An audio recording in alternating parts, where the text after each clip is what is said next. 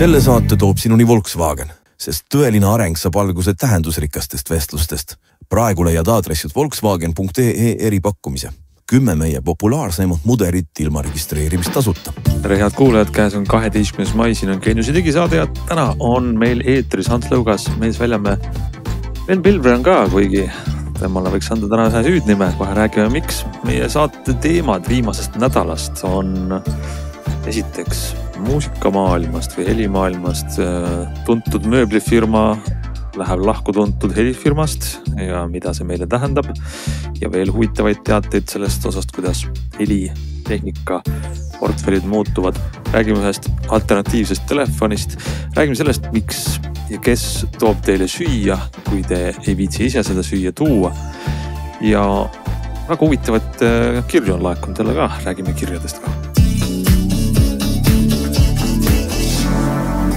Hakkame pihta, sa ütlesid ise, Glenn, see on nagu aatom. Ikka tõesti, meie stuudios on siin tohutu suurte klappidega üks saate osaline, kes on Glenn, kes kannab neid klappe, millest sa rääksid saade või 2 tagasi. Need tohutu suured hifimenni, ma ei tea, tõesti nad on nagu Marsi elaniku klapid 50. aastate ulmesarjast. Tõsi. Mõnusad, jah.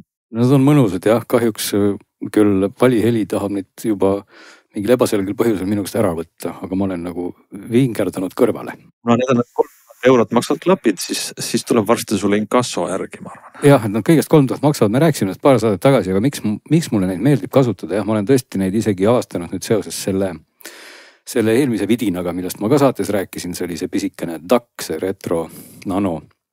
Et vaat just selliste klappide jaoks, kui sa tahad natuke equalizeriga ka turgutada oma juba niigi ülikallist heli, siis see retro nano sobib ime hästi ja ma saan nüüd need samad suured robotiklapid siis ühendada retro nano vahendusel oma telefoni külge ja võin minna ka õue jalutama täpselt samasuguses visuaalses konditsioonis.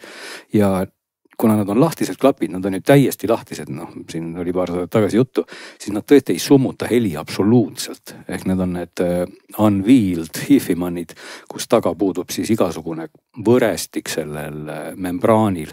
Nii et tõesti, kui sa paned mingid teised lahtised klapid, siis sa ikkagi tunned, et võib-olla linnusirin natukene on kuidagi siuke sumedam, aga vaat nendega linnusirin ei ole sumedam ja muidugi kahjuks ka autoplärin ei ole. Aga tegelikult, kui sa õues nagu jalutad, mulle väga meeldib podcast'e ja asju kuulata, et ma kuuleks kõiki helisid ja sellepärast. Varsti räägin sellest nüansist ka oma kogemusest. Vaat siin ei olegi jah, kuidas ma ütlen, siin on kõik nagu naturaalne, eks ole, et siin kõrvaklapp ei võimenda seda, vaid ma kuulengi seda õigesti. Nii et ainus lahendus, kui sa tahad siis sellist kombot saada, tuleb võtta see retro nano ja siis need kõrvaklapid, nüüd võib-olla valiheli teeb mingi diili näiteks, et kui sa ostad need 3000 hifimanid, siis saad selle retro nano kaasa. No nii, aga lähme siis võib-olla uudiste juurde ja viimasest nädalast, kes ei taha jalutades kuulata muusikat, vaid tahab kodus kuulata muusikat, sest viimasest nädalast on uudis natukene halb uudis. Nimelt on ju tükk aega tagasi juba käinud IKEA ja Sonose koostöö, mis siis nüüd on lõppemas. Ja see on minu arvates väga huvitav koostöö, sest et esiteks IKEA on selline kättesaadav valmismööbli tootja üle maailmne. Võib-olla kritiseerida, miks nende mööbel on halb või hea või maitsetu või maitsekas.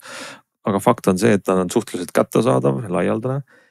Ja Sonos on ikkagi teinud pigem see on aste nagu heas kvaliteediga helitehnikasse ja see koostöö on teinud selle Sonose tehnika palju inimestele kättesaadavaks, pluss esteetika, ärme unusta esteetikat, et kui sul on kõlar on peidetud pildiraami, see on nagu väga äge sisekujunduslikult. Nüüd see lõpeb. Minu jaoks ongi see hästi kurb uudis sellepärast, et mulle see koostöö tegelikult väga meeldis, sest Sonose enda kõlarid minu arust on küll heli poolest head, aga disaini poolest jäävad alla nii mõnelegi konkurendile ja see IKEA-ga koostöö tegi selle vähemalt selle lampide sellise disaini, kui sa tahad endale tagakõlareid näiteks tuppa, kus tavaline tagakõlar ei ole ilus või kui sa tahad magamistuppa nagu sellist kõlarikomplekti 1 või 2, siis see on ikkagi oli nagu ideaalne lahendus.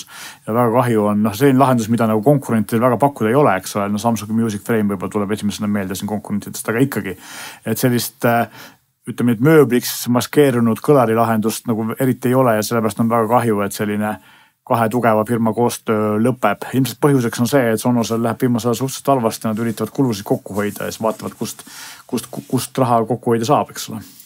See on huvitav, see tähendab, et nad muudavad oma strateegiat, sest see Sonose ja IKEA ühis sümfoonisk seeria on pigem olnud nagu soodne. Sonose tooteportfeli asutades, kas tahavad saada siis sellisest laialda suurema ostjaskonnaga odavatest segmendist välja või siis see teine asi on võib-olla see on neile kasumlik see koostöö, mis on ka nagu... Siin võib-olla võib siis mainida või mälu värskendada inimestel, kes ei ole kursis väga sellega, et aastat 2017 on see asi alguse saanud ja tegelikult kogu see, nagu sa mainisidki, see sümfoonisk sari, mis IKEA-l ongi baseerunud, parandage mind, kui ma eksin, just nendele Sonose tehnikale, eks ole, Sonose kõlaritele, mis ju iseenesest lahendusega ongi geniaalne ja olgugi, et Meelis nagu mainis siin mõningaid põhjuseid, ikkagi mul jääb nagu natuke ebaselgeks, et kuidas selline koostöö saab siis mõlemale poolele olla kahjulik. Ma ei saa nagu aru, et miks seda siis nagu lõpetada, et võiks ju tõsta siis, minna laua taha rääkida korraks läbi, et ma ei näe nagu kuskilt poolt, et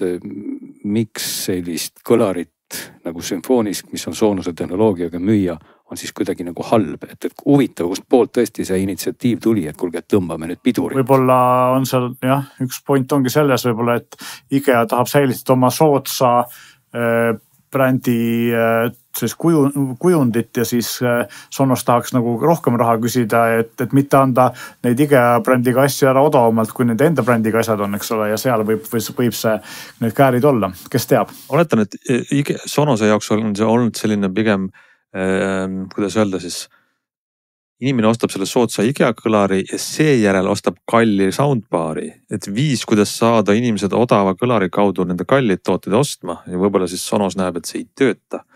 Kuigi see oleks väga loogiline, et mul on see raam või laualamp või põrandalamp kõlar olemas, siis ma vaatan, see on ju päris mõnus ja siis ma sünkroniseerin ta selle teleka soundbariga, et saada siis veidi ümbritsevat heli. Sest tegelikult see sümfoonisk ju sobis ka teiste Sonose. Seda tugevaks tegigi. Seepärast oligi ideaalne lahendus, et mul on ees teleri all on siis see Arc soundbar näiteks ja selle asemel panna sinna mingid eerad või mõned muud mustad või valged junnid taha, eks ole, ma saan panna siis need pildiraami meenutavad asjad seina peale või selle sama lambi lahenduse, mida pakuti ka jalgade peal, eks ole, kuskile diivani taha, mis näevad nagu tõesti stiilsed välja, et ta ei riku nagu siis kodust interjööri disaini poolest ära, aga samas annab ikkagi sellise Sonose poolt tuunitud heli, eks. Aga kui palju tegelikult seda üldse teadvustati tavalisele IKEA nende lihapallide sööjale, et kui ta ostab sümfooniski, et siis seal taga on Sonos. Kas seda keegi eraldi reklaamis? Karbi peal oli kirjas, aga nad väga rohkem seda väga ei... Eks seal oli peidi puudusi ka, et näiteks kui uute Sonose asjadel on kõigi Bluetooth peal, siis sümfooniskel Bluetoothi pole. Eks siis telefoniga otse ühendada ei saa, nüüd on Sonose äpiga ja ühtegi sisendit ka ei olnud, et sama vinüülimängijat või muud siis analoogsisendit ka sinna ühendada ei saanud, eks ole, ainult see, mis Sonose äpis pakuti. Kas see tähendab, et IKEA nüüd tõmbabki kriipsu peale oma sümfoonisk? No võib-olla teeb koostöö kellegi teisega, aga praegu hetkel on niimoodi, et Sonosega koostöö lõpeb. Rohkem infot meil ei ole, et see on pressi teada, eks ole, et see koostöö lõpetatakse. No aga siin on väike selline vihje ikkagi, kes ka tunneb natukene kurbust selle lõppemise üle, et lettidel näiks veel kaupa olevat see põrandalamp, mis on siis IKEA Eesti poes, on see Sonose oma, on veel laos olemas. Siis on seinariiul, siuke, kus sa saad panna võtmed või midagi sellist. Riiulisse saad panna kahte pidi, kas siis ta võib olla, see kõlar võib olla riiulina, võib ka olla püstisena lihtsalt riiulis kõlarina. Et ta jah, see on eriti huvitav, sest saab ka panna niimoodi horisontaalselt, et sa saad panna sinna peale midagi või siis laualamp. Need on nagu hinnaklassi teevad siin 120–200 euroni. Just mööbli kohta on kallis, Sonose kõlari kohta ei ole nagu kallis. Ja lampkõlarile saab siis erinevaid neid mütse või nüüd lampikupleid osta juurde, mis on erineva disainiga. 3 erinevat varianti on neil. Et ei tea, kauaks seda kaupa jätkub. Sest need olid ikkagi asjad siis eranditult, mida müüski just nimelt IKEA. Et see on oluline, et sa ei saanud osta sümfooniskit siis kusagilt mujalt kui ainult IKEAst. Nii et siin nagu kaugelt vaadates ikkagi mulle nagu tundub, et IKEA on nagu see, kes nagu otseselt justkui kaotab, sest et neil ju... Ma arvan ka, et see lõpetamine tuli siiski Sonose poolt, sest seal on praegu ju, neil on rasked ajad ja tegevjuht vahetati välja ja üritatakse kokku hoida nii palju kui võimalik.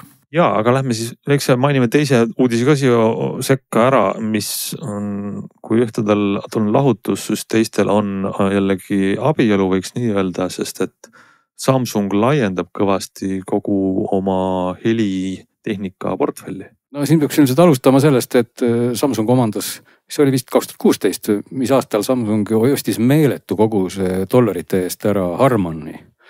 Ja tegelikult nüüd Harman on siis tehniliselt see üksus, kes siis nüüd ostis omakorda ära hunniku brände, kuidas see firma nimi meil on, Massimo oli siis see, kes omas tänaseni siis JBL-i, või mitte JBL-i, vabandust, vaid Bowers Wilkins, Denon, Marantz ja Polk Audio. Kõik tuntud brändid, osaliselt ka muidu Ameerika taustaga, et see nagu näitabki muidugi, et tavaline inimene, kelleks ka ilmselt mina väga hästi kvalifitseerun, ega ma lõpuks ei teagi, et kes lõpuks sellist nime omab kusagil. Helimaailmas on toimunud väga palju pankrotte ja kokku äraostmist ja konsolideerumist tegelikult nii Jaapani brändide kui Ameerika ja Euroopa brändide suhtes ja sellepärast nüüd selle tehinguga, mis veel ei ole kinnitatud, sest et seal peavad, kuna see tehing on nii suur, siis erinevad konkurentsiametid peavad selleks heakskiidu andma ja nad loodavad, et selle aasta lõpuks siis saab see asi ühele poole.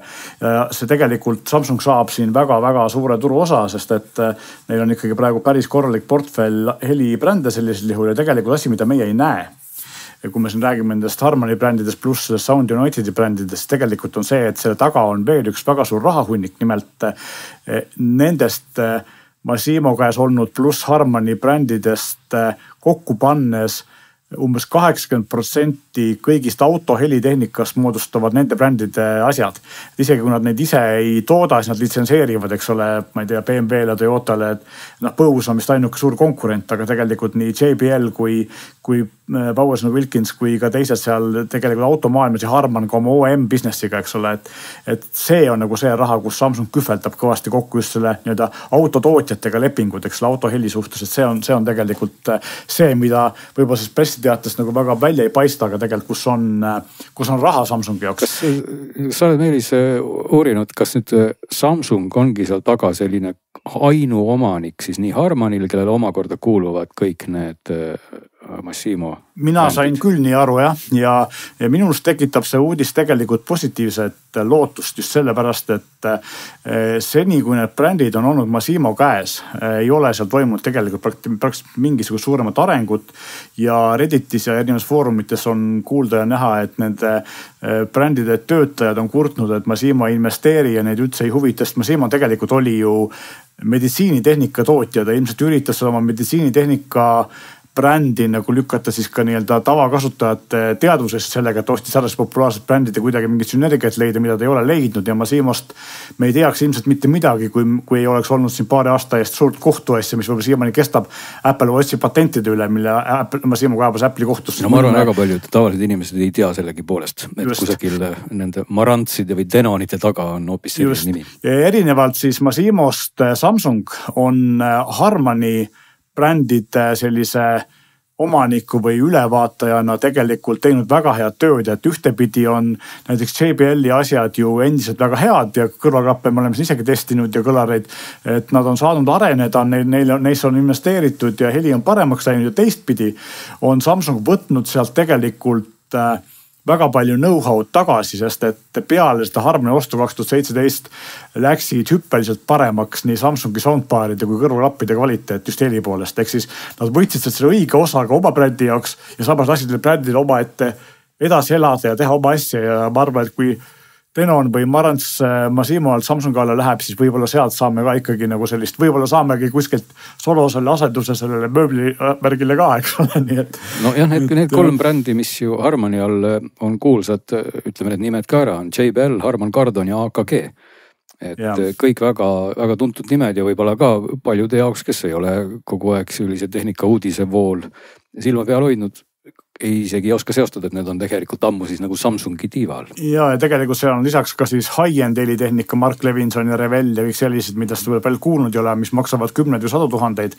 Ja lisaks on tegelikult Harmanil ka väga suur profitehnika osa, et kinodesse pannakse kõlareid ja võimendeid ja kontserdi nii-öelda helindus, eks ole, see on ka tegelikult üks business, millest tavakasutaja midagi ei tea, kus tegelikult raha on suur. See tähendab midagi ka, et tavalisele ostjale siis midagi võib muutuda, ma ei tea, helitehnika valikus?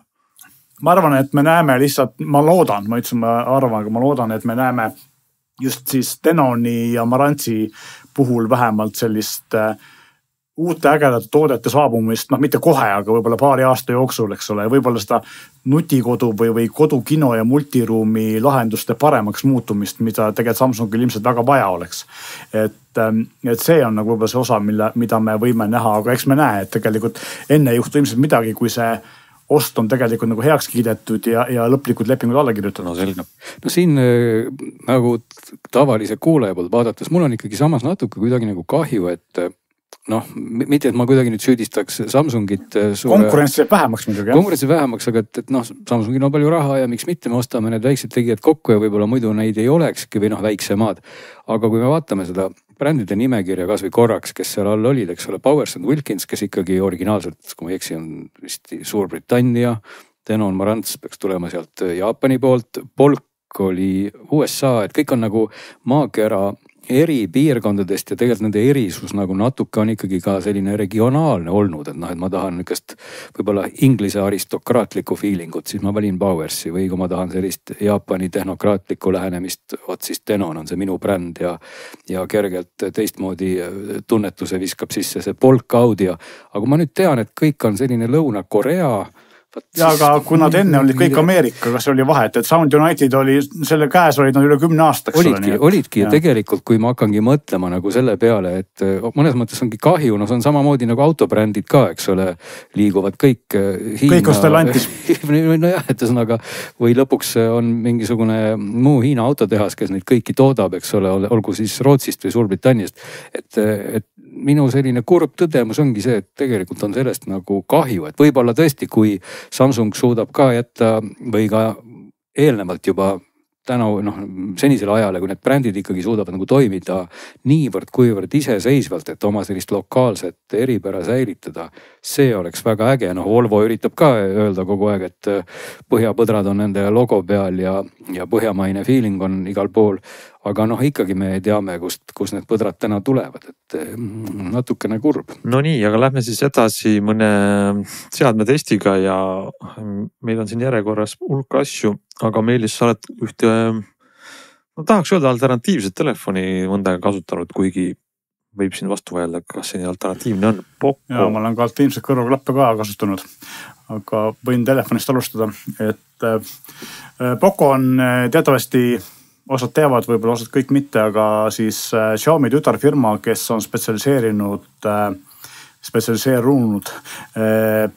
odavatel või suhteliselt odavatel telefonid, mis peaksid pakkuma suurt võimsust, aga samal ajal vähe hinda, ehk siis suhteliselt odavaid telefone mõningate selliste võib-olla lisavõimaluste äravõtmisega hinda alla tõmmata ja samal ajal väga head nagu hinnakvaliteedi suhet pakkuda. Ja nüüd on siis Poco otsustanud, et nad teevad ka kallimaid telefone, mida nad siiamaani alla üle 500 euro hinnaklassis väga ei olnud, siis nüüd on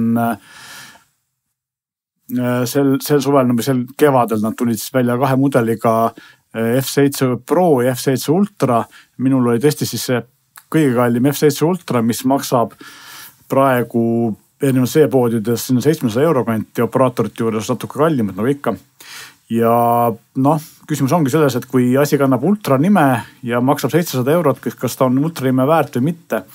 Ja mind see telefon tegelikult nagu mitme külje pealt üllatas positiivselt, sest et esiteks on tal siis see kõige kangem Snapdragon 8 Elite protsessor, mis enamast teiste telefonidel on sellised 1000 euro kandis või üle, mõningad üksikute eranditega, mis on siin 800-900 kandis, osad hinnad on vahepeal kõvasti kukkunud. Aga ikkagi nagu 700 euro eest seda protsessorit ei saa.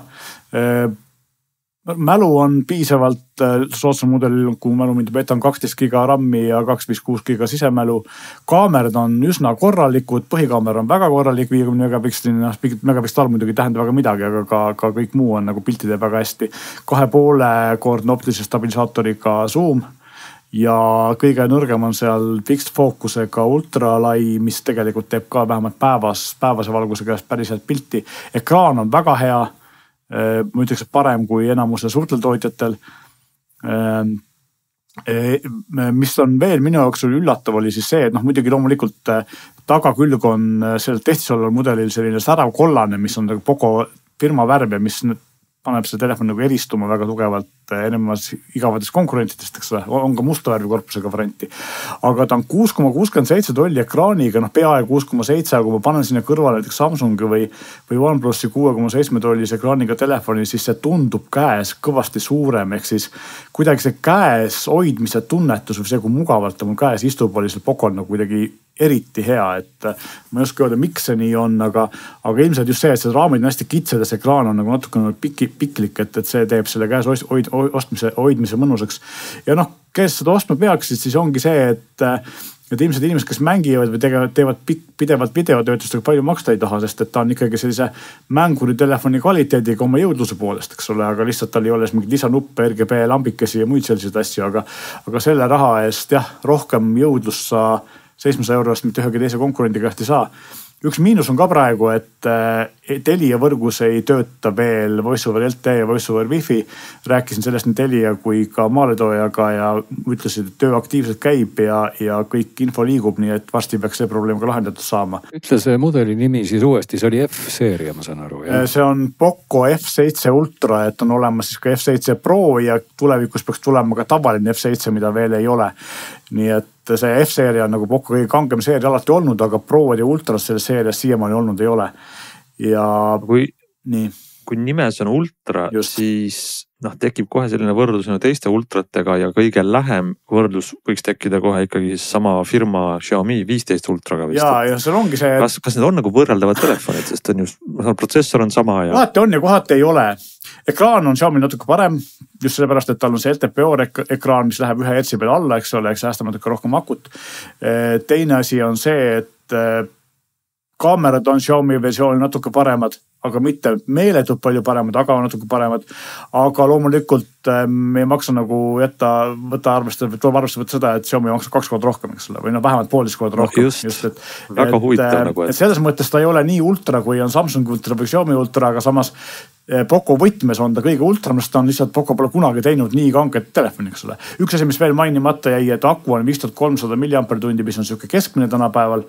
Aga samas laadimine on üks väheseid telefone, mille veel on 120 wattine laadimine ja 50 wattine juhtmevaba laadimine, mis on siis selles kiiruseks on vaja Xiaomi juhtmevaba laadijat, aga töötab ka siis teiste juhtmevabad laadijatega 15 wattise kiirusega. Et selles mõttes laadimine on väga kiire, mina sain siis Xiaomi enda laadijaga sain poole tunniga aku 100%-ni ja siis mitte Xiaomi laadijaga aeglasemaga sain tunni aega aku täis, nii et päris okei. No siin võib vaadata korraks ka veel kerida tausta natuke, et Poco siis algselt aastal 2018 sai kuulsaks sellise telefoniga nagu Poco Phone F1, mis oli selline flagship killer, eks ole. Jah, selline mõnisada eurot ja justkui tegi ära siis tol ajal sama töö nagu 7-8 või veel kallima 100 eurosed telefonid, aga tänaseks ma olen aru saanud, et ta on ikkagi nagu iseseisvam ettevõte, ta ei ole nagu otseselt nagu Xiaomi. Vastupidi, ta on nüüd rohkem Xiaomi kui vanasti, et vanasti nad üritavad erinevalt näiteks OnePlusiga sarnane selles mõttes, et OnePlus on ka nüüd täiesti Oppo all, eks ole, vanem rohkem iseseisv. Siis sellega on ikka samamoodi, et kui vanasti neid hoiti eraldi, siis nüüd on isegi Poco veebileht on ära koristatud ja suunab Xiaomile, nii et selles mõttes ta on ikka täiesti tarkvara samamoodi, kui vanasti Poco enda launcher erines nagu Xiaomist täielikult, eks oli päris palju erinev. Siis praegu on seal täpselt sama HyperOS 2, mis on Xiaomi telefonidel identne. Ainus vahe on see, et Poco telefonidel on ümmargust ikoonidega vaikimisi siis teema või menüü, eks ole, mis mulle rohkem meeldib kui Xiaomi versioon. Aga kõik Xiaomi AI ja Xiaomi konto ja kogu see asi on täpselt, võtad Xiaomi telefoni, paned Poco kõrvale, üks ühele on see kogu see menüü ülesehitusüsteem. Kas Poco pakub täna neid oma odavamaid mudeleid ka, mis olidki siis M ja mis et mul on tulemas testi ilmselt mingil hetkel X7 Pro, millest ma ka kindlasti räägin, mis on selline 300-400 euro vahel olev telefon, mis peaks olema ka väga mõistliku hinnaomaduse suhtega, aga sellest ma praegu veel ei tea midagi, et kui see kohal jõuab, küll ma siis räägin. Kus neid täna Eestis osta saab operaatoritest? Elisa müüb kindlasti ja e-poed müüvad ja mõned sellised füüsilised poed müüvad ka, aga operaatoris ma julge praegu öelda, kas Tele2 müüb, Elisa müüb kindlasti ja Telia ei müü kindlasti, et seda ma tean. Tundub nagu, et kui sa tahad ultra parameetritega või sinna ultraklassi kuuluvat telefoni ja sa pakutakse seda 700 euro eest, siis väga tõsine kandidaat, kui sul ei ole väga tugevat brändi eelistust. Kas ma saan ikka õigesti aru, et võib-olla Xiaomi üritab ikkagi selle erisust hoida äkki just siis kaamerate osas, et need Poco kaamerad... No Xiaomil on paremad kaamerad just. Ja Pocol on sama raha eest reeglina võimsam protsessor. Just, et nagu rõhk on sellele, et sa saad siis telefoniga mängida üüber sujuvalt ja nii edasi, aga siis pildistamiseks pead võtma siis Xiaomi Ultra omale. Ja. No see nagu vihjaks, et sa ei saa Pocost üldse teha pilti. Ei, kaamera on väga hea seal telefonil, et selles mõttes üldse ei saa kurta, et ta on võib-olla parem kui nii mõni, mitte võib-olla kindlasti parem kui nii mõnigi teine 700-eurone telefoni kaamera, et selles mõttes jah, ei ole üldse see kurta. Tegelikult ma tahtsin korraks kiirelt rääkida ka tehniliste kõrvaklappidest, sest et Grillen rääkis enne oma klappidest ja siis mul tuli kohe mõte, mida ma muidu ära unustan. Oli mul testis siis Technicsi uued AC100, mis maksavad 299 € ja kuule, need võrreldes minu klappidega on 10 korda odavamad isegi ju. Ja kui sinu kallid klapid andis sulle valiheli, siis minu odavad klapid andis mulle Photopoint ja tegelikult on veebiavarustes räägitud neist nii ülivõrdes kui ka sellises võitmes, et need ei kõlbadagi üldse mitte kuskile. Ütle see mudeli nimi uuesti, sest et mina mõtlesin ära, äkki keegi kuulab Technics AC100. Seal on mingid ees ja taga mingid sidekriipsuga numbrid ka, aga see ei ole oluline, kui ma AC100 otsingus selle leiad kohe üles. Ja eelmine aasta või 2 aastat tagasi ma testisin odavamaid Technicsi klappe ja need jätsid mulle ülihea mulje. Ja ma mõtlesin ka, et huvitav, et siin mõned ütlevad veebis, et väga head, mõned ütlevad väga halvad ja siis ma kuulasin neid ja jällegi minu kõrvad ei ole nii head kui Glenni kõrvad, aga... No tänan, aga see ei vasta tõele, sest et inimeste kõrvad on alati sellised, et kõigil on kõige paremad tavaliselt. Ja siis ma jõudsin kohe järeldusele või arvamusele, mida ma tahtsin kohe Glenniga arutada kiirelt, et nimelt siis nendel klappidel kuigi need maksavad 300 € ja teevad väga head häält, ma julgeks öelda, et minu kõrva jaoks nad võivad olla kõige parema heliga normaalse hinnaga või sellist talutava hinnaga kõrvaklappi, mida ma kunagi kuulnud olen, just siis nagu kõrvasisest pisikestest, eks ole. See heli oli üllatavalt hea. Või tegelikult ma veidi ootasin selle raha eest, et heli on hea, aga... Selles mõttes nad on ikkagi pisikestest klappidest, kui me siin pool naljaga öeldes on nad väga odavad võrreldes HiFiman Unwieldidega, siis tegelikult omas klassis nad on ikkagi suhteliselt kallid. Jah, no 300 €, nad lähevad nagu otseselt konkureerivad siis Sony XM5-ga, eks ole, ja Powers & Wilkinsi PI8-ga, just. Ja Bose'iga ka, jah. Ja Bose'iga ma ei ole võrrelnud, aga ma ütleks niimoodi, et mürasummutus on neil, ma ütleks võib-olla isegi väga hea, kindlasti hea, aga mitte nii hea kui Bose'il ja Sonyl. Natukene parem kui Huawei'd, mis maksavad küll 100 € vähem. Helikvaliteet mulle meeldis rohkem kui Sonydel. Esiteks on detailsust minu kõrva jaoks kõvasti rohkem, soundstage ja asjad, mida mina muidu ei kuule, kelle mul element on kõrval astunud, siis seal ma kuulen asju, mida ma teiste klappidega eriti ei kuule. Ja teiseks on see, et mõnikord kuulen isegi liiga palju, et ma siin ka varem rääkinud mingite klappide puhul seda, et vist oli ka rääkinud samad Technicsid, et see detailsus on selline, et kui ma kuulan podcasti, siis ma kuulen, kuidas ma ise nihelen või kui keegi audioraamatut loeb, siis kuidas ta lehekülge keerab, kus see peaks juhuslikult olema tal paberraamat, eks ole, seda ma nagu tavaliste klappidega ei kuule. Nii et see on nagu sellise detailsuse koha pealt väga huvitav tähelepanek. Ja bassiga on samamoodi, et heli on üsna neutraalne, juba sellepärast öeldakse, osad ütles, et kalk ja kõle on see heli. Minu jaoks ei olnud, minu jaoks oli see piisavalt soe ja mõnus ja kui isegi sellise neutraalse profiiliga, kus ei ole see equalizerid kästis tõstetud, on tegelikult bassi palju ja või mitte liiga palju kui piisavalt ja isegi kui sa paned selle superbassi peale või selle equalizerist nagu vajutas nuppu, siis see bass on küll võimas, aga ta ei lähe mudaseks nagu läheb Sonydel. Et see oli nagu väga hea. Teine asi, mis mulle veel meeldis ja mis Sonydele puhul üldse ei meeldi, on see, et siis puhtatundlikud nupud, mis ta külje peal on, neid saab väga hästi oma nägemuse järgi kohandada, ehk siis kuidas sa, mis nuppvajutusega mida teeb, eks ole, seda saab kõike muuta, Sonil ei saa. Ja nad istusid ka väga hästi kõrvas, eks nad olid mugavad ja nad püsisid paremini kõrvas kui näiteks Pixel Buds 2, kui mõlemal on sellised tiivakese, mis on sisse ehitud plastikust, eks ole, siis Pixel Budsi kukuvad mul kergemini kõrvast ära kui need Technicsid, mis ei kukkunud üldse kõrvast ära. Nii et minul jätsid nagu selles mõttes väga hea mulje. Kallid klapid loomulikult jah, aga ja muidugi Technicsi eriomadus, mida teistel ei ole, siis on see, et neil on 3-punktine multipoint, ehk siis ma saan 3 seadet korraga ühendada oma kõrvaklappidega, näiteks mul on kell, mul on telefoni, mul on telekas, eks ole, või arvutis, ma saan kõigi 3 ühendada ja kuulata sealt, kus ma parajasti tahan, ilma et ma peaks eraldi siduma neid. Kuidas sa valid siis, millist helisolu mängitakse? Panen ühe pealt pausi peal, hakkan teise pealt mängima tulevad automaatselt.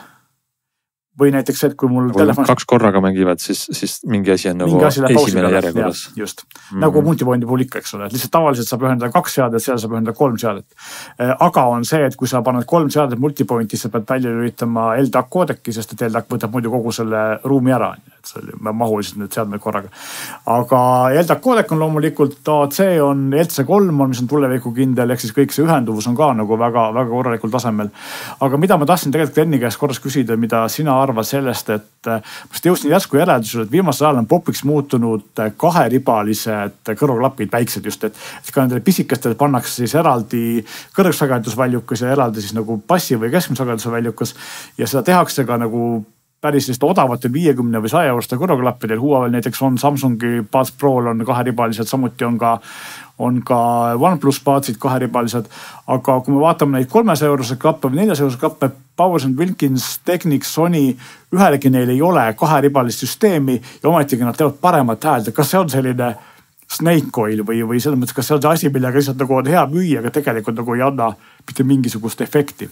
No kõlarite puhul ilmselgelt annab ta sellepärast efekti, et sellist kõlarit, mis on 1 ribaga ja mängib kõike. Muide, sellised kõlarid on ka vägagi olemas. Mulle meenub, et kui muide Eestis on üks meistrimees, kelle perekonnanimi oli Peterson ja eesnime on mul meelest ära läinud, kuskil Haapsalu kandis ise ehitab kõlareid ja tema filosoofia oli ka just see, et omal ajal sai testitud neid ka, et teha 1 ribaga valjuhääldeid, sest väidetavalt, kui sa teed 1 ribaga ehituse või mitte valjuhääldi, vaid 1 ribaga kõlari, siis puuduvad igasugused crossoverid ja lõikesagedused ja muud koledad asjad, mida tuleb muidu väga täpselt häälestada, et ei tekiks selliseid faasi nihkeid ja kokkuminekuid ja mida iganes, sest kõlarite puhul ongi nii või elementide puhul, et ega siis ei ole nii, et üks mängib 500 hertsini ja teine alustab 501-st.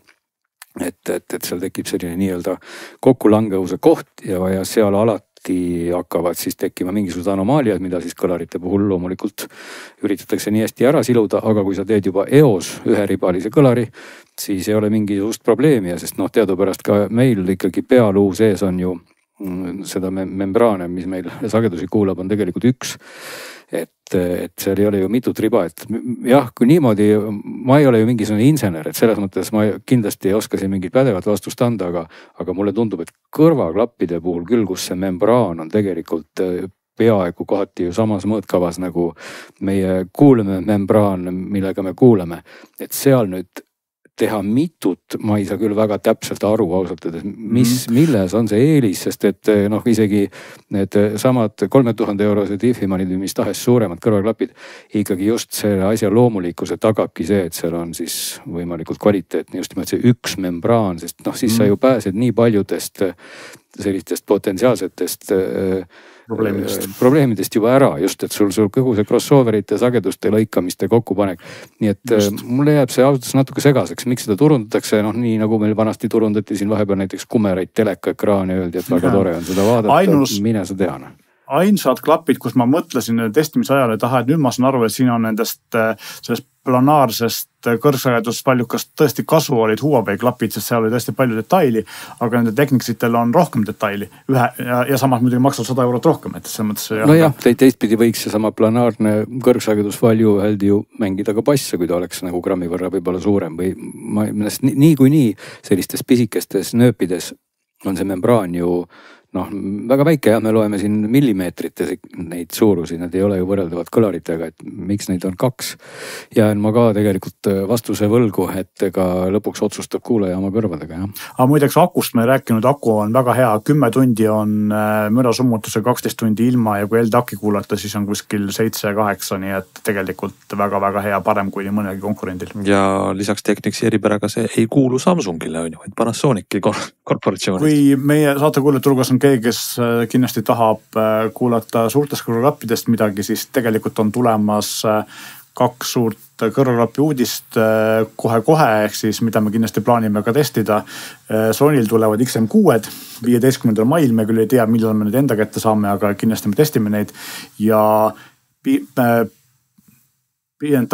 siis Bowers & Wilkinsil on, millest me just rääkisime Samsungi poolt, ilmselt äraostataval brändil on tulemas või tulnud just välja BX7 S3-d, mis on ka minu poole teel, nii et või peaksid jõudma siin lähima mõne nädala jooksul, et siis me ilmselt saame ka nendest rääkida. Need kahed sellised 300-400 euro kandis juhtmevabad müürasummutavad klapid on, uued mudelid on ka tulemas. Ja muide järgmise nädala ehk mitte öelda juba selle nädala lõpus toimub ju taas kord ja nüüd ka viimast korda selles linnas üks Euroopa kõige suuremaid ja nimekamaid audiomesse Münchenis, kus ka võib olla high-end audio, kus on võib-olla siis näha üht koma teist huvitavad, et seal on ka, olen seal käinud ka kohal, tõsi küll korra, aga seal ikkagi on reas kuulamistoad, kus siis võid loomulikult proovida aru saada, kas sa saad aru siis kullatud kaablite ja teemantist kaablite erinevusest ja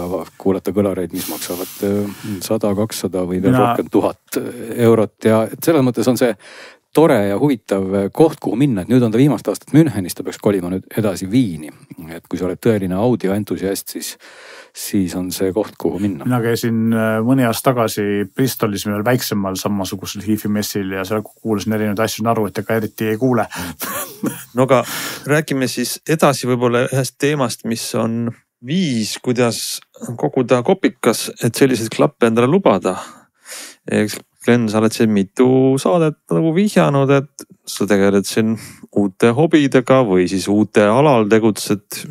Hea õnnega iga saate algus oled meil stuudios kohal veel, aga väljakutseid on sul väga palju. Ja kui siis lühidalt sisse juhatada, ma saan aru, Glenn, sa oled nüüd toidukullar. Jaa. Ma isegi selle jope pannud selga, ma nagu üldse ei häbene, ma olen täiesti Bolti jope, on sinine jope, kõik vaatavad. Ma just tahtsin küsida, et kas see on väga suur saladus, kas sa oled nõrga B-ga või 2V-ga, aga sa ütlesid ära, et sa oled 2V-ga. Ma olen 2V-ga ja muide, ma ei ole ka spetsialist võib-olla arvama, aga paljud toidukohad on just nimelt selle 2V-ga kulleri teenuse kasutajad, et vähemalt siin Mustamäe, Nõmme, Järve regioonis küll kipub nii olema, et on olnud mitu kohta, kes ütlevad, et nad selle B-tähega firma teenust ei tarbigi, et ainult V-täht, et V kuidagi üritab vist ennast nagu, mulle jääb nagu mulje positsioneerida võib-olla see natuke selliseks rohkem toidu ja kogu selle ala peale, võt ma ei tea või miks see nii on, võt seda kohta jäänud vastuse võlgu, aga jaa. Aga meil on siis nii-öelda kasutamises võimalust, et küsida, mis toimub teisel pool, et ilmselt väga paljud meist, kes me seda siin oleme ühes saates praegu ja kuulad, kujutame ette seda tellimist ja isegi kujutame ette neid restorane, kus toit tuleb, aga kuidas see meieni jõuab, sina võtsid selle testimise väga põhjalikult ette või miks sa seda läksid tegema? No esiteks sellepärast, et tahtsin saavutada finantsvabadust. See on ikkagi ju, see on ikkagi esimene etapp ja teine on see, et mind lihtsalt tõesti ka huvitas, et kuidas kogu see köögipool välja näeb, sest ma pean tunnistama, ma ei ole toidu tellija, ma ei ole üldse mingisugune tellija, mul puuduvad telefonis need tellimise äpid ja ma ei ole aru saanud nagu sellest üleüldse, miks ma peaks minema restoranist toitu tellima, sest võib-olla ma olen liiga vana inimene, ma mäletan, et restoranid mindigi sellepärast, et sinna mindi sööma. Et ma ei läinud sellepärast restorani, et panna toit karpi ja minna seda koju mugima, vaid ma läksingi sellepärast restorani, et sul tuli kelner ja tal oli see valge rätik seal pintsaku peal. Ja... Aga mäletad, kuidas see meie maailm muutus, me oleme ära unustanud sellega 2020... 21, mul aastaga lähen mööda, kui me istusime kodudes, kartsime nakkushaigust, mis tänavatel murdis inimesi ja siis tellisime koju. Võib-olla jah, mäletad seda aega? Väga hägusalt mäletan, et mulle endiselt tundub, et kui sa teed nagu kodus süüa, siis ongi see, et sa lähed poodi, eks ole, ostad sealt, kes mida ostab, siis kes ostab makaroni, kes ostab lihakämsak, kes ostab kala ja paneb selle ahju ja siis ta teebki nagu kodus süüa, aga et kui sa siis lähed välja sööma, siis minu jaoks alati võrdub nagu no see välja sööma minek ongi nagu minek, et mul on siis põhjus ju natuke jalutada ja olla teises keskkonnas. Aga tõsi, ma ei taha kuidagi neid inimesi halvaks panna, sest neid tellijaid on tõesti meeletult palju, et see ikkagi paneb mind täitsa üllatama, kui suures koguses kogu see tellimine käib ja mõnes mõttes mul on nagu ka kahju, sest et tegelikult iga tellimusega me toodame tõesti meeletult nagu prügi ja noh, näed, mina nüüd toongi seda ka kohale, et tegelikult ma iseenesest noh, see kõlab kuidagi totralt, aga ma tahakski öelda, et maailm oleks minust parem koht, kui neid sinise jopega mehi ja naisi ei oleks. Et kui oleks endiselt see maailm, et me läheme restorani sööma ja ostame koju selle asja, mille me ahju paneme, et tegelikult see teeks maailma paremaks kohaks, sest et inimesed liiguksid rohkem, käiks väljas rohkem ja nii edasi, aga jah. No aga selle võrra ja kõik istuvad kodudes, selle võrra liigud sina rohkem. Liigun ja muide, see on väga oluline nüanss, sest et muidu mul igas päevas, ma proovisin igasse päeva, olen seni üritanud mahutada mingi tunnike või et isegi rohkem jalutuskäiku. Et mõnikord ärkan hommikuti väga vara, panen kohe pähe need ülikallid klapid, kuniks mul veel on ja siis lähen nendega jalutama.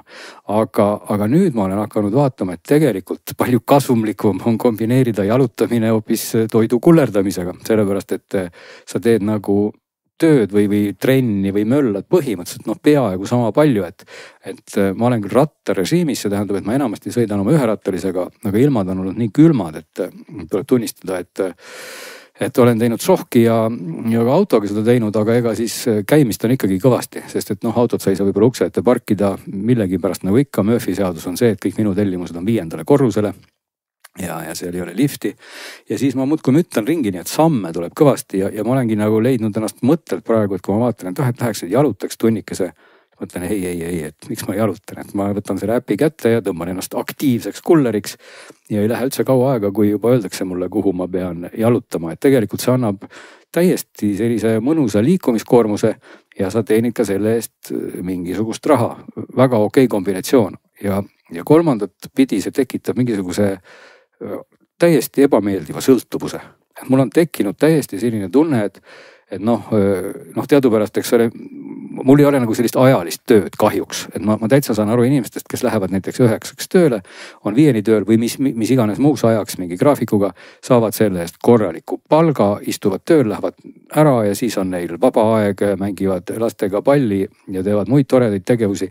Et kui sul on nagu selline töö, nagu juhtumisi minul kipub olema, siis see on kõik nagu omamoodi nagu tükitöö, ehk et ma kas kirjutan, ma teen mingeid muusikaprojekte, masteringi, et need tegelikult ei ole sellised asjad, et ma panen kellast kellani töötama, mul on vaja asjad alati valmis saada ja tihti see valmis saamine on alati mingi viimane sekund ja põhimõtteliselt ma olen nagu oma aja peremees niivõrd kuivõrd ja siis tekibki alati selline nõme hasart, et et täna on tipptund näiteks, vaatan, et kell on 12, ma peaks küll tegema seal ühe mingi masteringi ka ära, aga ei, praegu on tipptund, ma lähen ikkagi natuke kullerdan. Olgugi, et see on nagu täiesti jabur, kui ma mõtlen selles mõttes, et rahaliselt on palju mõistlikum teha seda teist tööd, seda nii-öelda mis iganes muud tööd, sest ega selge see, et kui ma nagu tunni hinna nüüd rahasse arvutan, siis iga kell ma võiks teha seda muud tööd, aga samal ajal ma mõtlen, ma võin seda muud tööd teha ju siis muul ajal. Et ma võin ju seda teha kui sa nüüd jõudsidki siia, et palju sellega teenib, see tegelikult väga muide iva, mis on nende äpitööde, kuidas siis öelda, palju vaieldakse selle tööaja seaduse ja tööreeglite üle, aga see on ju suur pluss paindlikkus, et sa saad teha igal ajal seda tööd, mis tahad. Aga kuidas siis selle teenistusega on? Kas sa siis sellega nagu elaksid ära?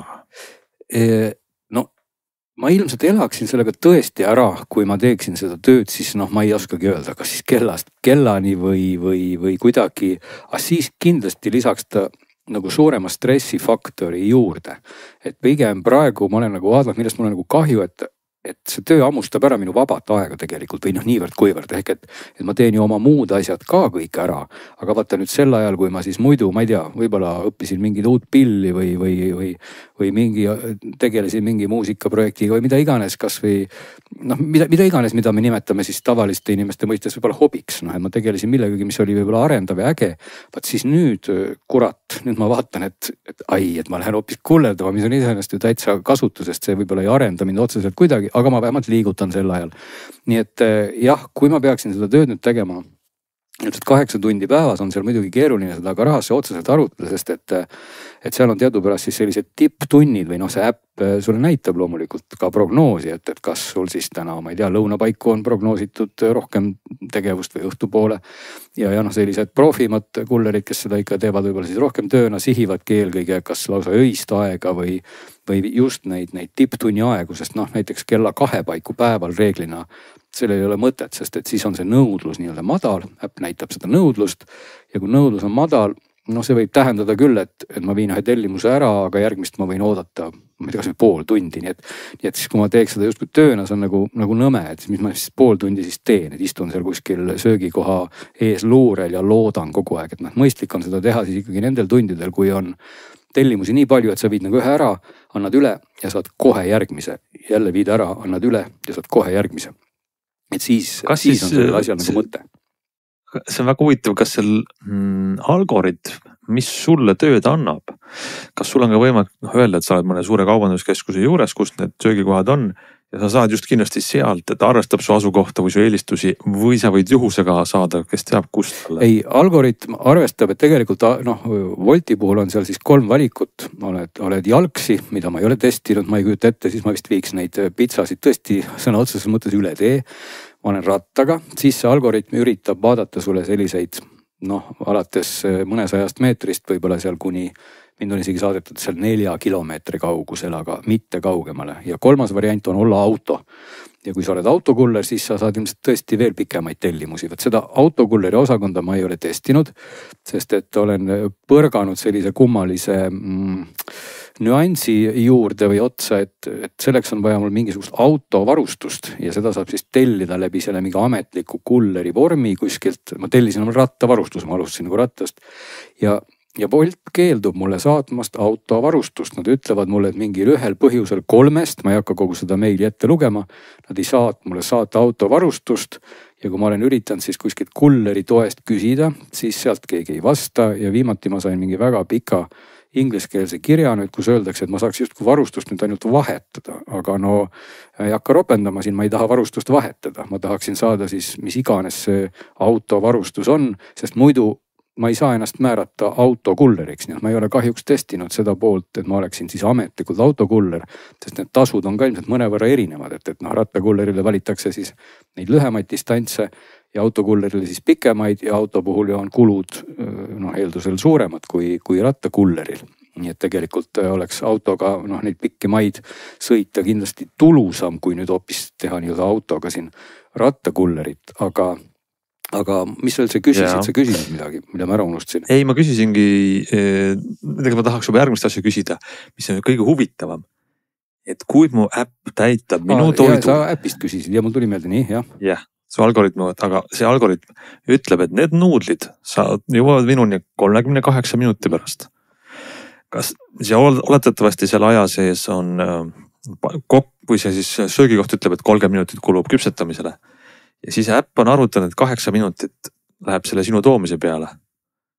Kas nüüd on sul mingiga motivatsioon tuua neid kiiremini? Kas sa midagi kasulikkuse jõuad 8 minutit asemel 5 või sa tuled ja siis 3 minutit teed nii-öelda suitsu maja ees, nagu on mõned siin kurtnud? Et kas sinul on nagu ka motivatsioon teha tööd kiiremini, et sellest on parem visku? Siin on 2 aspekti. Ühesõnaga, esimene aspekt on see, kui täpselt toidukoht annab sulle oma prognoosi kohaselt selle asja üle. Ehk et kui toidukoht ütleb, et ta teeb nuudlid valmis selleks kellaajaks, siis see näeb nagu kulleri poolt vaadatuna niimoodi, et minul on see äpp, ma teen selle äpi lahti, ütlen, et ma olen siis nüüd online võrgus ja nüüd ei olegi mul muud, kui ma lihtsalt ootan. See, kus ma ootan, on mu oma asi. Strateegiliselt võib-olla õige oleks oodata siis mõne söögikoha läheduses, sest et algoritm vaatab, kes on seal läheduses. Ja nüüd tuleb siis kõll, sulle on tellimus ja ta näitab sealt äpist siis ära mulle kohe vahemaa, kaugele see tellimus on, näitab selle tellimuse hinna. Ja siis mul on võimalik nüüd otsustada, kas ma soovin seda tellimust vastu võtta.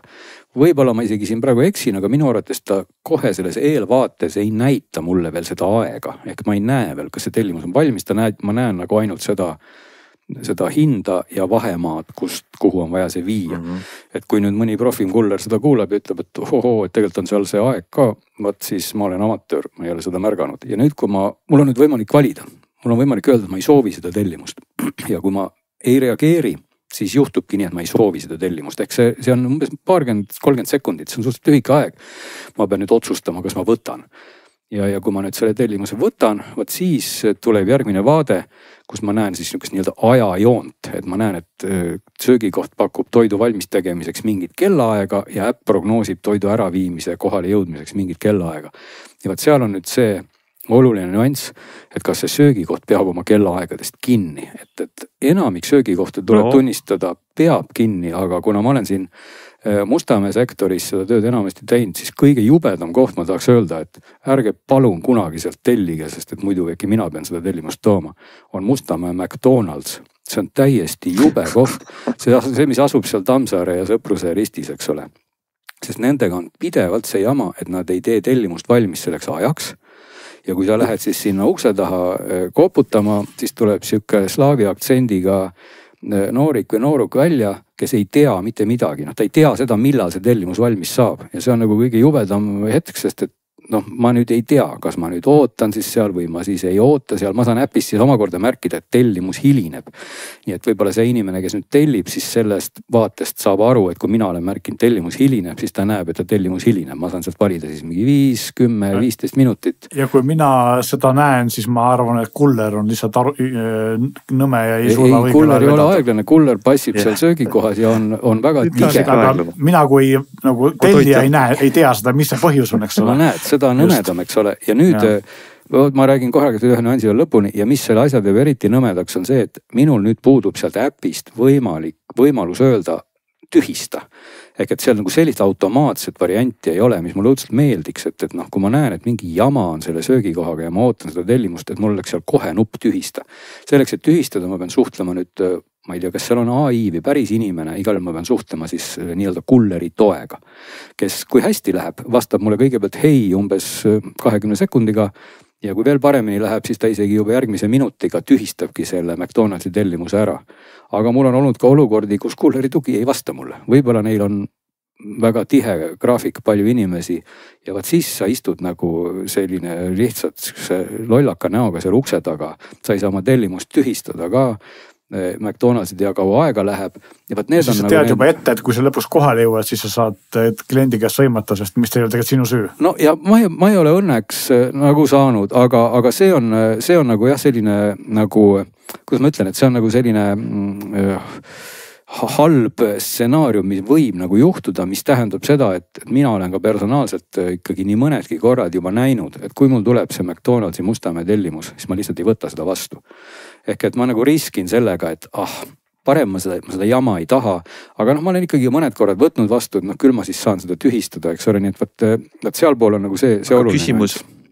Küsimus oli ka, minu küsimus oli see ka, et kui sina nüüd hilined, kas sinu tasu väheneb sellest või kui sa oled kiirem, kas su tasu suureneb? Ei, tasu on fikseeritud. Et minupoolne huvi oleks siis pigem see, et kui ma saan söögikohas selle burgeri kätte, siis ma viiks selle nagu välgu jalg ära kliendini, sest vaat siis ma võin teenida rohkem tänu sellele, et ma lihtsalt jõuan järgmise tellimuseni varem, kui jõuan, eks ole. Aga kas sa saad ka tippi?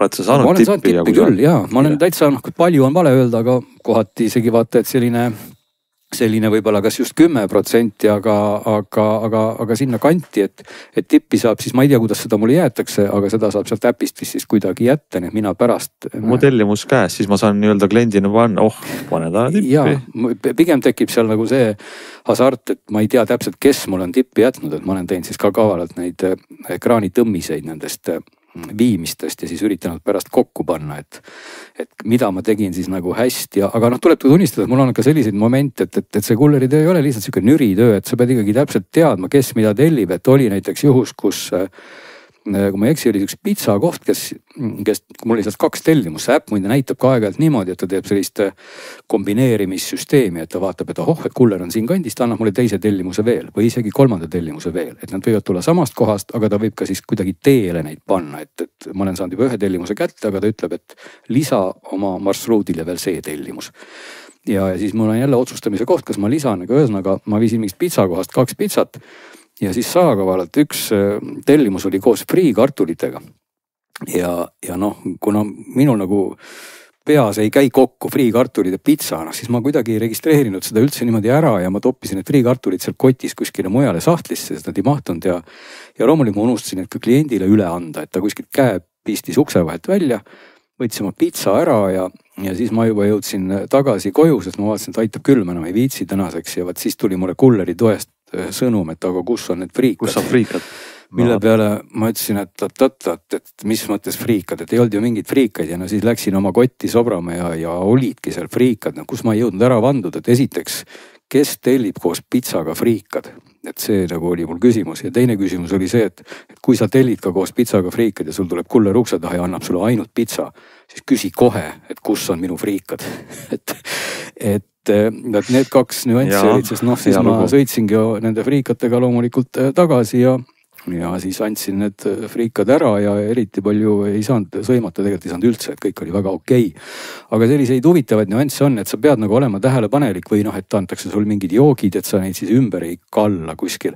Aga noh, võib-olla selle äpi koha pealt ma tahaks veel lihtsalt öelda seda, et iseenesest see algoritm, kes neid kullereid jooksutab, et see on tegelikult märkimisväärselt äge, et võib-olla peakski tõesti minema Wolti kontorisse, et näha äkki ka seda vaadet võib-olla, kus siis nii-öelda mingi manager näeb, kuidas need kullerid ringi siblivad, sest et see äpp otsustab, kuhu ta siis saadab, miks ta saadab. Ja noh, mulle isegi meeldiks, kui kulleril oleks võib-olla natuke rohkem sellist nagu sissevaadet või otsustamisvaadet, noh et näiteks mulle pakutakse või ma näen nagu mingit ajajoont, et näed, et siin saab üks burger valmis 10 minuti pärast, siin on söögikoht maininud sellise koha valmis 2 minuti pärast.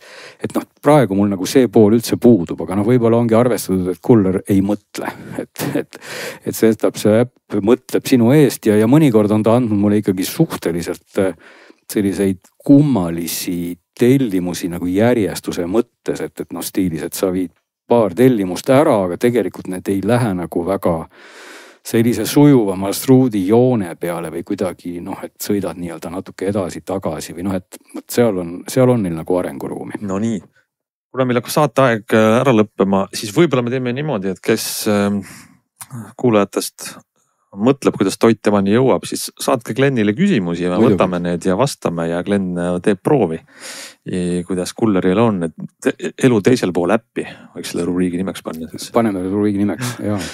Ja lõpetame siis ära saate äkki ühe kuulaja kirjaga ka, meile kirjutas Märt, väga huvitava kirja. Tõsi. Ja Märt kirjutas, et talle meeldib meie subjektiivsus ja objektiivsus siin saates, väga tore tagasiside.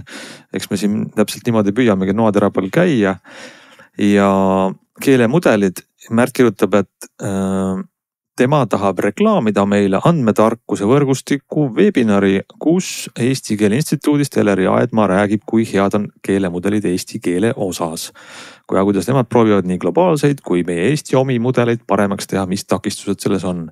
See tundus nii huvitav soovitus, et igahel soovitame ka otse meie oma kuulajatel minna YouTube'i, trükkida sisse andmetarkuse võrgustik, mis ongi selline webinaride sari ja nende viimane webinar oligi siis sel teemal, mis räägib nendest eesti keeltest suurtes keelemudelites. Ja sellega seoses, seal oli veel üks väga huvitav algatus, mida me võiksime ka reklaamida. Nimelt selline veebileht nagu baromeeter.ai. Baromeeter nagu see sama ilma jälgimise instrument, aga siis .ai lõpuga. Kui te lähete sellisele saidile, siis jõuategi nende Eesti teadlaste ettevõtmiseni, kus te saate kirjutada sisse küsimuse. Küsimusele vastavad 2 anonüümseks soovida jäävat keelemudelit. Ja täpsustame siis, et mitte ei vasta 2, vaid vastab 2 paljudest. Ehk et seal taga on hästi palju keelemudeleid, kelles siis juhuslikult 2 vastavad sulle. Just, ja siis te peate valima, kumb vastas paremini, kas on viik või mõlemad olid kehvad.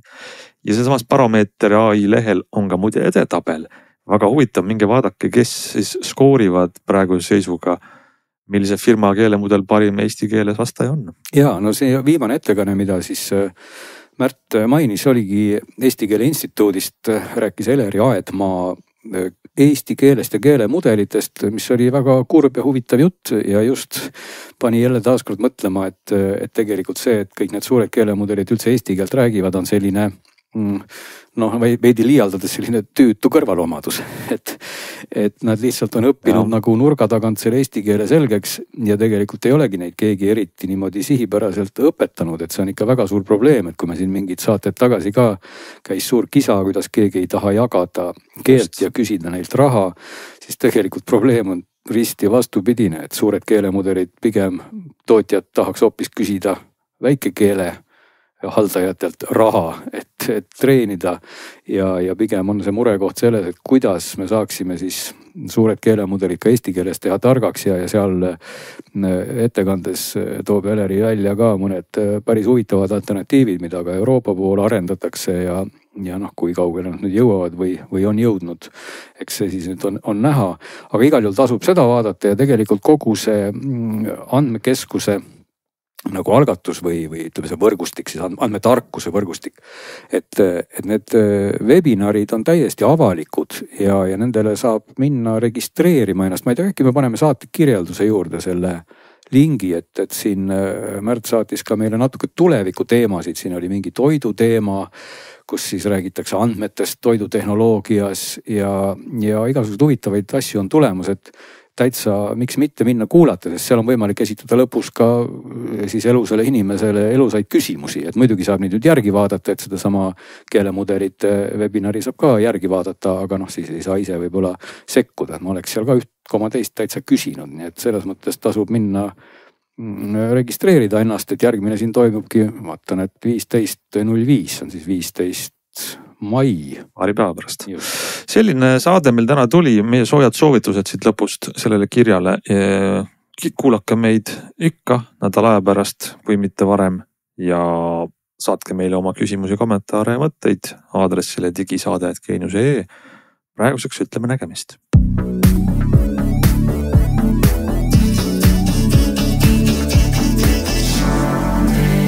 Saadet toetab Volkswagen, luues elukestvaid suhteid.